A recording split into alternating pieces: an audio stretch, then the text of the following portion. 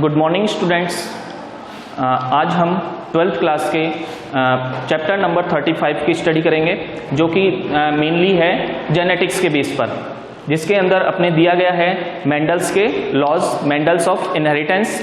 इसके अंदर अपन पढ़ेंगे मेंडल्स के लॉज और उनके एक्सेप्शंस, क्योंकि कुछ एक्सेप्शन है जो कि मेंडल्स के लॉ को फॉलो नहीं करते। अपने जो दी गई है जेनेटिक्स,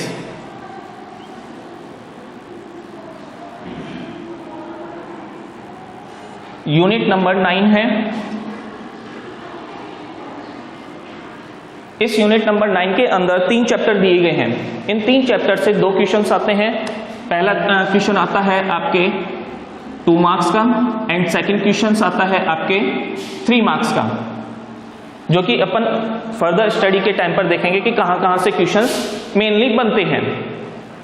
इसके अंदर जेनेटिक्स फर्स्ट चैप्टर नंबर 35 है।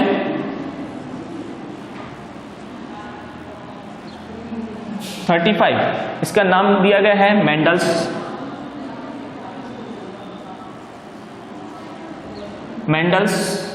Law of inheritance.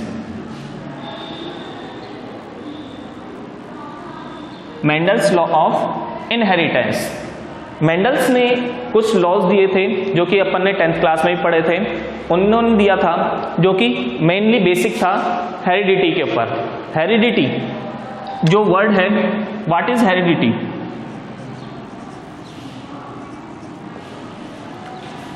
हेरिडिटी जो वर्ड है, इसको सबसे पहले अपन समझते हैं। हेरिडिटी जो वर्ड है वो क्या होता है कि जैसे एक पेरेंट्स हैं, उनके अंदर जो भी कैरेक्टर्स हैं वो क्या होता है नेक्स्ट जनरेशन के अंदर ट्रांसमिट होता है। उनके जो ऑफस्प्रिंग्स हैं उनके अंदर ट्रांसमिट किए जाते हैं, और जो कैरेक्टर्स ट्रांसमिट हो रहे हैं उनको अपन क्या बोलते हैं? हेरिडिटी। हेरिडिटी कैरेक्टर्स होते हैं, जैसे कि अपने बालों का कलर हो सकता है, अपने हाइट हो सकती है, या फिर आंखों का कलर हो सकता है। जो भी अपने हाव भाव है, बोलने चालने का जो स्टाइल है, वो सब क्या होता है? हेरिडिटी। ये कैरेक्टर्स अपने पेरेंट्स से अपन को मिलते हैं।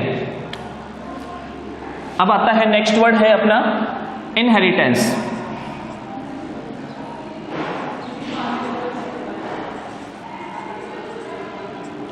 देखो, इनहेरिटेंस और हेरिडिटी ये दोनों वर्ड बिल्कुल सेम है। कुछ स्टूडेंट्स इन दोनों वर्ड के अंदर कंफ्यूजन में आते हैं। ये दोनों वर्ड क्या है? सेम है। हेरिडिटी वही है और इनहेरिटेंस भी वही है, जो कि नेक्स्ट जनरेशन में ट्रांसमिट हो रहे हैं। अब जो जेनेटिक्स है वो वर्ड है क्या? जेनेटिक्स की डेफिनेशन। जेनेटिक्स की डेफिनेशन देखें तो जेनेटिक्स की डेफिनेशन होती है साइंस की वो ब्रांच जिसके अंदर हम इन कैरेक्टर्स की स्टडी करते हैं। The study of heredity and variations.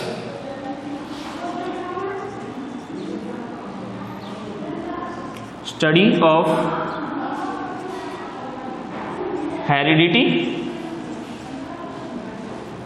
And variations.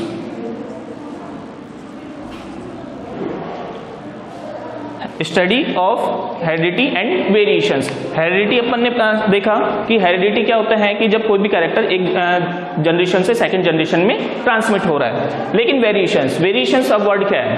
Variations का वर्ड देखें तो वेरिएशंस का मीन्स होता है कि जब कभी कोई भी एक पेरेंट्स है, उनके अगर 4 बच्चे हैं तो उनके अंदर क्या होता है कि डिफरेंस होता है। डिफरेंस कैसे? जैसे एक बच्चा है कुछ ज़्यादा लंबा हो जाता है, कोई छोटा होता है, उनके कलर में, उनके बोलचाल में, इन सब में जो भी डिफरेंस होते हैं वो सब किस में आते हैं? अपने वेरिएशंस। तो इनके अंदर हेरिडिटी और वेरिएशंस की स्टडी जो हम करते हैं वो किसके अंदर आता है? अपने जेनेटिक्स के अंदर।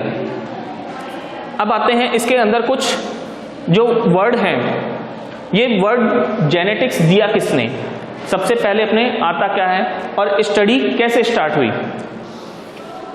अगर अपन देखें तो जेनेटिक्स के अंदर अपन बोलते हैं फादर ऑफ जेनेटिक्स। जो फादर ऑफ जेनेटिक्स बोला जाता है वो बोला जाता है अपने मेंडल को। Gregor John Mendel. और जो जेनेटिक्स वर्ड दिया था, जेनेटिक्स जो वर्ड दिया था वो दिया था अपने बैटसन ने।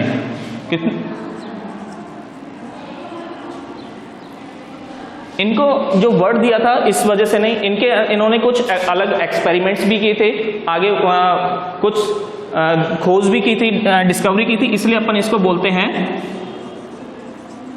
Fathers of modern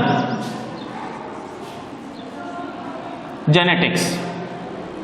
father of modern genetics बोला जाता है बैटसन को, फादर ऑफ जेनेटिक्स बोला जाता है मेंडल को, और इन्होंने भी नेम भी जेनेटिक्स जो वर्ड दिया था वो भी बैटसन ने दिया था।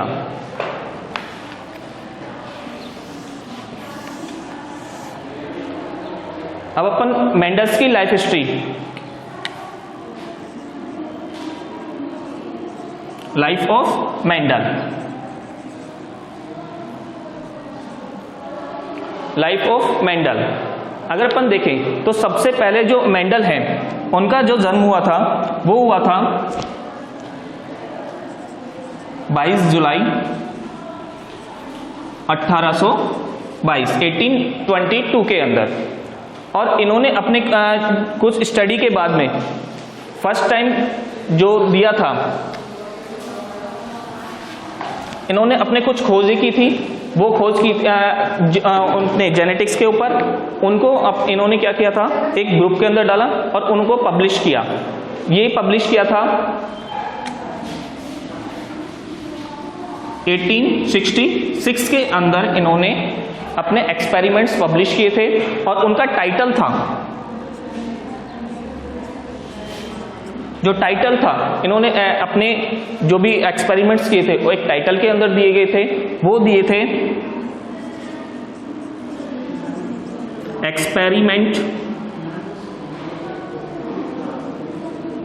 Experiment of plant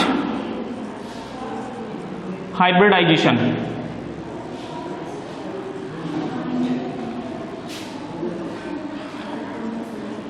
experiments of plant hybridisation. और इनकी पब्लिश को वहाँ उस समय नोटिस नहीं किया गया था।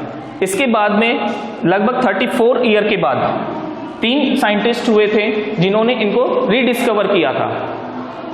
वो तीनों साइंटिस्ट फर्स्ट थे Hugo de Vries, second Erich von,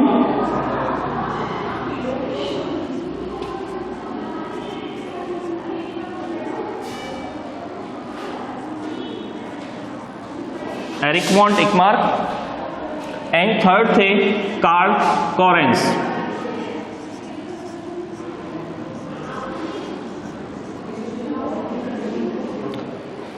ये 3 साइंटिस्ट थे जिन्होंने इनके एक्सपेरिमेंट्स को रीडिस्कवर किया था। इन्होंने जो किया था वो किया था अपने